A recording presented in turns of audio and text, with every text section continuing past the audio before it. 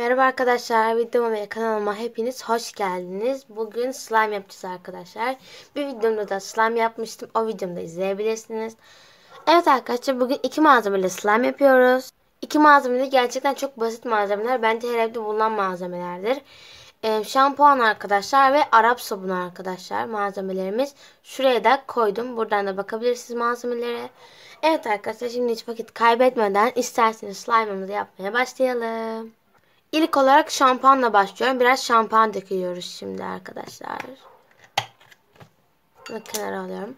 Siz çay kaşığıyla falan karıştırabilirsiniz ama ben şeyle karıştırmak istedim arkadaşlar. Bu tahta kaşıkla. Şimdi biraz da Arap sabunu ekleyeceğiz. Ben biraz bakın şöyle şampuan şu kadar ekledim. Çok eklemedim. Siz çok ekleyebilirsiniz isterseniz tabii ki. Döktüm arkadaşlar. Şimdi bunu karıştırıyoruz. Şu an kıvam böyle. Kıvam böyle olmayacak. Az da Arap sabunu ekleyeceğiz şimdi arkadaşlar. Hemen ekleyelim.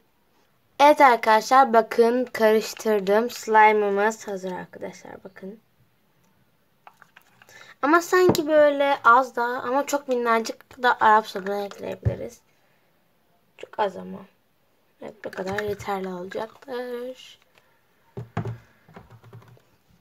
Çok az daha karıştırıyorum ve sonra elime alacağım.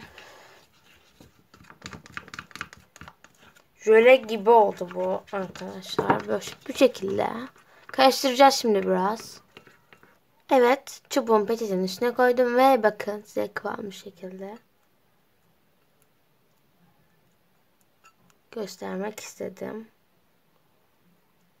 Böyle bakın.